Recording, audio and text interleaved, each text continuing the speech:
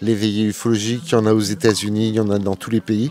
L'idée, en fait, c'est de lancer des intentions d'amour, de bienveillance et avec un petit peu de chance d'observer quelque chose dans le ciel.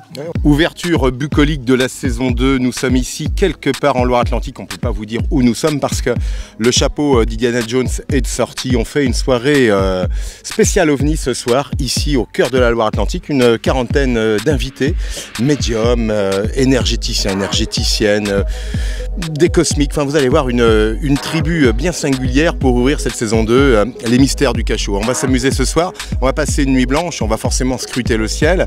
On ne sera pas avare de rencontres, de discours, de plaisirs partagés. Et puis peut-être, je vous dis bien peut-être, mais ça c'est à suivre sur Nantes et vous TV. Peut-être qu'il y aura une rencontre du troisième type, mais ça c'est une autre histoire.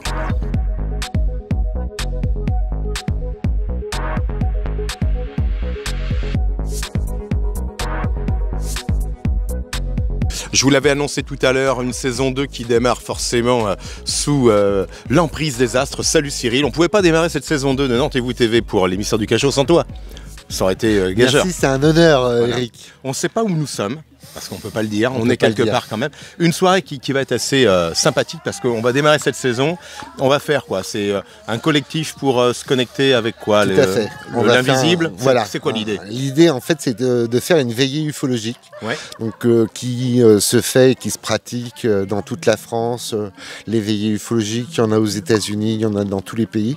L'idée, en fait, c'est de lancer des intentions d'amour, de bienveillance et avec un petit peu de chance d'observer quelque chose dans le ciel. Ouais, on ne sait pas. J'ai vu, tu connais Desmine, non? Un jeune qui est sur YouTube, là, il est lui aussi qui ce soir ou dans quelques jours là, sur une soirée là aussi de connexion, comme quoi finalement aux quatre coins de la France on peut non pas s'amuser parce qu'il y a vraiment une volonté de se faire plaisir et puis il y a une chance quand même qu'on ait un contact. Oui, puis c'est la soirée des étoiles, donc on va voir des étoiles filantes, on va voir Starlink, les satellites, souvent les gens les prennent pour des ovnis, alors que c'est des satellites. Ouais.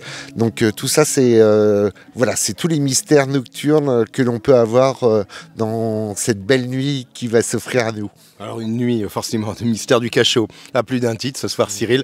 J'en rigole tellement, le plaisir m'envahit. On va attendre forcément que la nuit tombe parce qu'il y a un moment, on fera des images plus... j'allais dire plus réservée, plus mystérieuse.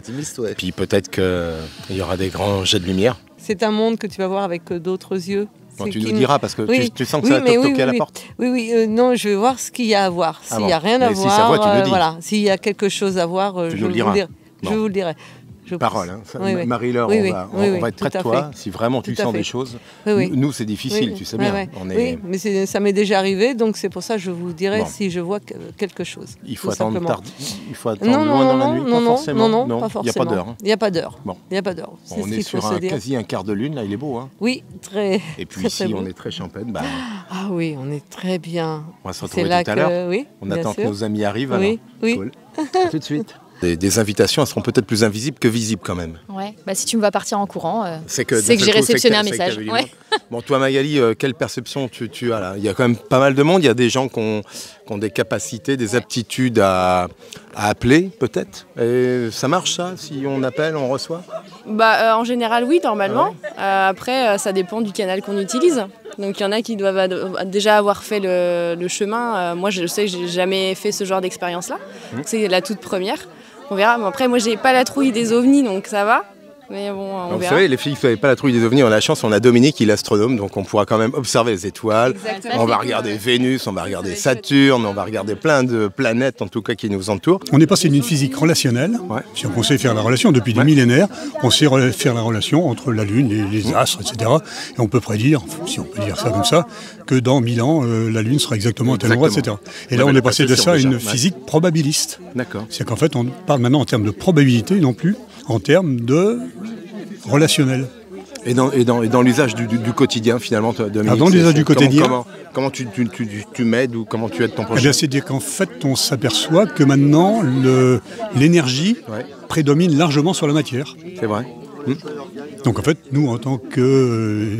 corps constitué, oui, c'est ça, absolument. Énergie. Absolument, énergie. Notre source énergique est fondamentale. Ça représente un petit exemple. si on ne garde que la matière sur notre terre, avec toi, moi, etc., conclu. Qu'est-ce qui reste ? Que dalle. Il reste un dé à coudre. Bon, matériellement, c'est impossible si tu vas le faire. Bien sûr. Mais il reste un dé à coudre. Tout le reste, c'est quoi ? C'est de l'énergie. Donc jusqu'à présent, on tient compte de la matière, mais pas de l'énergie. Or, l'énergie représente 999 milliers, etc. Donc c'est ce qu'on essaye, nous, les choses sur lesquelles on essaye de travailler, tout simplement. Quand la nuit apparaît, finalement, on a un ciel qui va nous révéler finalement une carte. Quelles sont les premières étoiles qui se révèlent ? On dit toujours il y a Mars qui est orange, il y a Vénus. Alors oui, mais ça dépend où elle se trouve effectivement sur le plan ce qu'on appelle de l'écliptique. Mais les premières étoiles, c'est ce qu'on appelle le triangle été, on est en plein été. Il y a Vega, Deneb, juste au-dessus, Vega. Juste au-dessus, voilà. Elle, je ne sais pas la voir. Moi, je suis myope, j'ai du mal à la voir. Elle apparaît pas. Enfin, si je la vois, elle est là-haut. Vega est là-haut, je la vois. Tout à fait. Mais elle va descendre, parce que tout à l'heure, on les verra un peu mieux. Ça va tourner un peu comme ça, effectivement, autour. La Lune, elle va très vite descendre, là. Normalement, si on avait eu le champ dégagé, on aurait pu voir Vénus, effectivement, autour du Soleil. Et puis Mars est très orangé. Oui, très rouge. Très rouge, effectivement. Et on verra se lever, là... juste sur notre gauche, d'abord Saturne, et ensuite, après, on verra Jupiter. Et ça, aux jumelles, on commence à voir les bandes de Jupiter, rien qu'aux jumelles, et on devine les anneaux de Saturne à la paire de jumelles. C'est incroyable quand même. C'est incroyable. On est à combien de... On est très loin. Très loin. La Lune, on est à 300 000 km, 380 000 km à peu près, et c'est déjà un spectacle phénoménal. On le voit quand même, il aura fallu des millénaires, on regardera toujours vers le haut. Ouais, et ça restera toujours une magie de rester sous les étoiles comme ça. Ce soir, il y a une vibration particulière ou pas ? Parce qu'on a pas mal de gens là autour de nous, ça a quelque chose qui vibre ? Oui. Il y a un truc. Il y a quelque chose. On va voir si ce soir, tout à l'heure, on va aller dans les champs, on va se perdre dans la nuit noire et obscure. C'est ça. Obscure et noire, comme disait la chanson. Expérience finalement sympathique. Pour moi, ouais. Première, et je suis plutôt contente d'être là. J'entends bien. Revenir avec les mondes de l'invisible ce soir, on aime bien parce qu'on côtoie des gens, on va dire bizarres, parce que j'aime bien le terme bizarre. Bizarre au sens où finalement on va se faire peur, mais titiller en nous ce qu'il y a de plus, excitant, c'est-à-dire d'aller voir l'invisible. C'est vrai, oui. Je suis plutôt d'accord. Moi j'aime bien, c'est toujours la rencontre de l'autre, quel qu'il soit. Oui. Bon, tu as vu Cyril tout à l'heure ? Oui. Il est toujours impressionnant avec ses lunettes, là. Oui. Bleu, orange, il te fait peur aussi ? Non, Morgane, ça va. Elle avait peur ? Oui, un petit peu, mais bon. Ça va lui passer ? Ça va lui passer. Bon. Nous, on va se retrouver prochainement chez toi, au Chaudron, forcément. Tout à fait, oui. On va parler plein de choses. Alors, c'est un livre, forcément, à lire ou à vivre, les deux.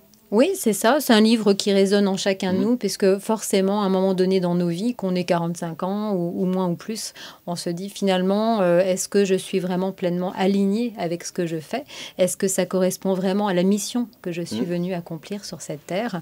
On se retrouve tous un jour ou l'autre à cette croisée des chemins. Voilà. Ce soir, on va partir en déambulation, là, tout à l'heure. On va aller chercher des esprits, des lumières, des énergies, que sais-je, parce que tous les mots vont me manquer. C'est important finalement d'être ensemble et puis dans une forme de communion, sans tabou, sans limite. Oui, le lien se faire plaisir.